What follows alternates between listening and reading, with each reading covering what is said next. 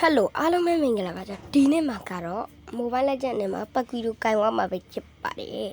ကျွန်တော်တို့လမ်းကိုနှစ်ယောက်တစ်ယောက်ထင်းရပါပဲဟိုဘက်ကလိုင်းကြနေရလားမသိဘူးဝင်မလို့ထွက်မလို့ဒါမှမဟုတ်ကွန်ပျူတာကြီးလားမသိပါဘူးအဲ့ကျွန်တော်ဗဒန်ဟိုဘလက်မွန်လေးကိုတတ်တာတော်သေးရမေးရလာကောက်စားတာတော်သေးကျွန်တော်ပဲရလို့ဟဲ့ဒီမှာလဲနိုင်နေဆိုကြီးသွားဆက်တာဘယ်တယောက်ကောမလဲတီရောဒါတော့တိတက်ပလိုက်ဟိုရှောက်ပဒီရှောက်ပဝင်လာတဲ့ဒါတော့လေးကိုတက်ပြီးတော့နည်းနည်းစက်တာတာပေါ့ရကိုလေးပါလိနဲ့ပြီးရတဲ့ဘလက်မွန်လေးအောက်ကနေတော့ကောက်စားလိုက်ပါတယ်ဒီမှာလည်းကျွန်တော်ဒါတော့နဲ့ချတာကျွန်တော်ကီးရမယ်ထင်တာဒါပေမဲ့ကျွန်တော်ဥပက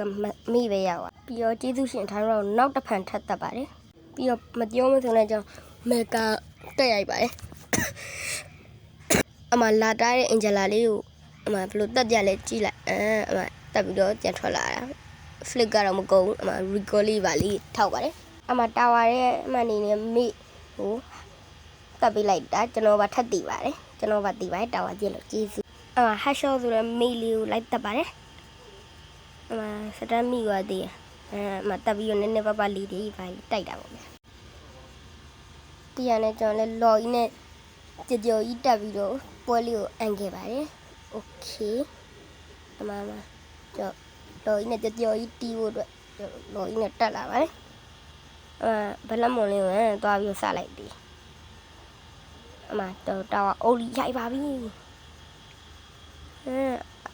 အားလုံးပဲကြည့်ရှုပေးရတဲ့အတွက်ကျေးဇူးတင်ပါတယ်ဒီနေ့ဗီဒီယိုလေးတော့ဒီလောက်ပါအားလုံးပဲကြည့်ရှုပေးရတဲ့အတွက်ကျေးဇူးတင်ပါတယ်အားလုံးပဲဘိုင်